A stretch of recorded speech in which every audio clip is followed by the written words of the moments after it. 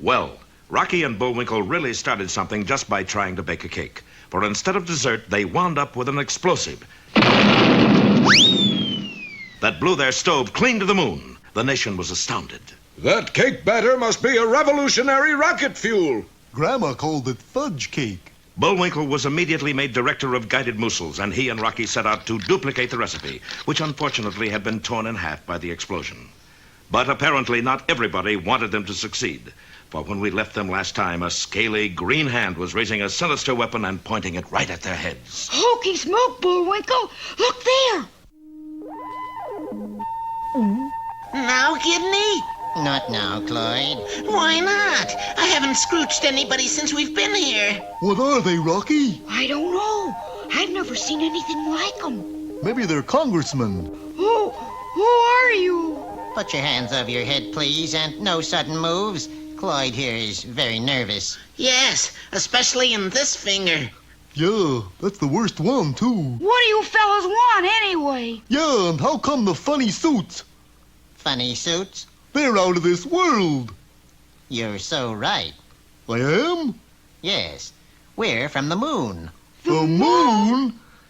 Yes, and if there's one thing we don't want, it's an invasion from Earth. Especially an invasion of tourists. We lead such a quiet life on the moon.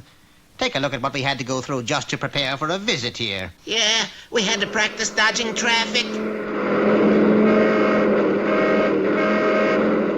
And listening to jukeboxes.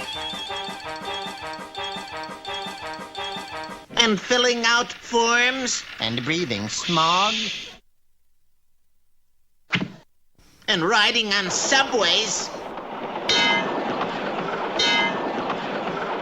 And regular bathing. It was awful. 7 of us were chosen. Only 2 made it. So you see, we must stop you from using that formula. One way or another. Well, I don't mind that one way. It's the another that bothers me. But we don't even have the formula yet. Do I scrooch him now, Kidney? Well, not if they don't have the formula. Oh, moon rats. But we'll come back. And as soon as they get the rocket fuel... Zap! Yes, zap. Bye now. And the 2 green men slipped out through the ventilator shaft.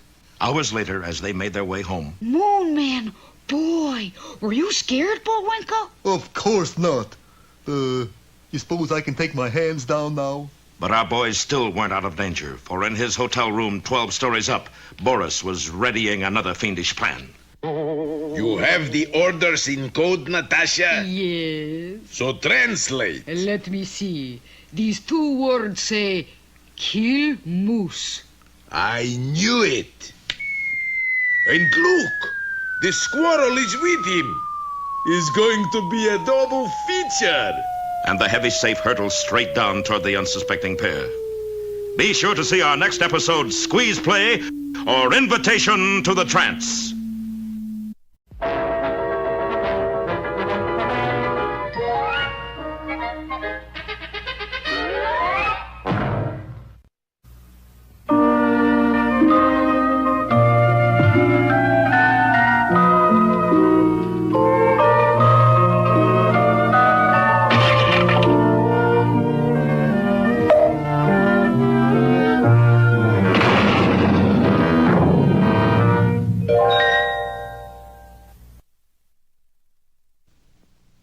In the land of Harump, which is pronounced like when you clear your throat, there lived an ogre. This ogre was so ugly that he developed powers to change himself so that he wouldn't have to look at his ugly face. Oh, you are ugly. I have never seen such an ugly face.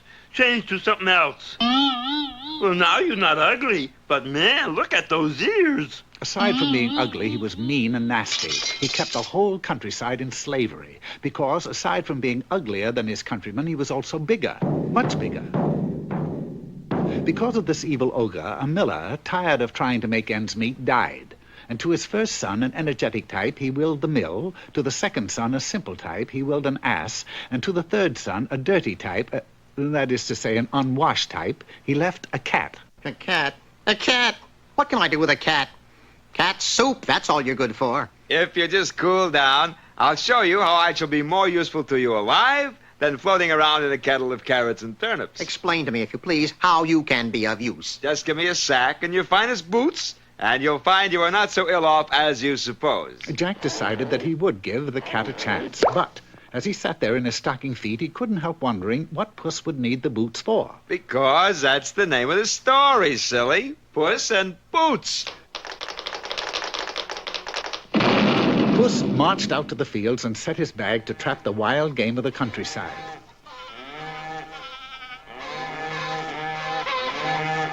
Puss blew the cord and marched directly to the palace. Sire, here is magnificent game from the warren of my lord, the Marquis of Carabas. Tell your master that I accept his present, and I am very much obliged to him. And I order you to the kitchen for something to eat. While in the kitchen, Puss overheard two servants talking about an intended drive in the country to be taken by the king and his beautiful daughter the next day. Aha. Puss had a plan. He rushed home to explain it to Jack. What? Let me sleep. If there's one thing I can't stand, it's a loud cat. Stop stomping around the room and speak your piece. Why I don't search out a warm lap by the fireside, I'll never know, for all the gratitude I get around here. However, sir, if you would only follow my advice, your fortune is made. You have to go bathe. Bathe? In the river and leave the rest to me. Only remember, you are no longer yourself, but my lord, the Marquis of Carabas. Bathe? This is a big thing you ask, Cat. A whole new experience, a different way of life. You can't rush into a thing like that. To bathe or not to bathe, that is the question. Oh, it's cold. You didn't tell me it'd be cold. Never mind that. Shh. Here comes the king. Help! Help! It's my lord, the Marquis! Help! Oh, rueful day! Thieves! Thieves! They stole all my master's clothing while he was bathing! By George, he must be a clean fellow, bathing on a cold day like this. Well, it so happens I always carry a change of clothing for marquises in distress. He is size 37, isn't he? They usually are. Size 37, right, sire. And so Jack, for all appearances, became the Marquis of Carabas and was invited by the king to ride with him and his beautiful daughter in the carriage. Meanwhile, Puss was racing on ahead, putting up signs to lead the king to believe that all the land belonged to his master. Puss put up his signs to the very door of the ogre. Ouch! What do you think you're doing? Well, I couldn't think of passing the castle of such a noble gentleman without paying my respect. Hey, a talking cat. But talking is not half so remarkable as your many powers. I hear you have the ability to change. Oh, you mean like this? Yeah, that's pretty good, you know. How about something tough? Like changing into something small, you know, like a fly. A fly? So be it. Porto! Oh, there you are. Pray tell me who belongs to this beautiful castle. Welcome, sire, to the castle of my lord, the Marquis of Carabas. So all of this land and this castle belongs to you. I'm very, very impressed. But I'm much more impressed by that bath of yours. Any marquis who would brave the elements for the sake of cleanliness is worthy to be a son-in-law. Therefore, I would be honored if you would take my daughter's hand in marriage. And so they were married, and Jack released all the people from bondage and conducted all his important business from the bathtub and lived happily and cleanly ever after.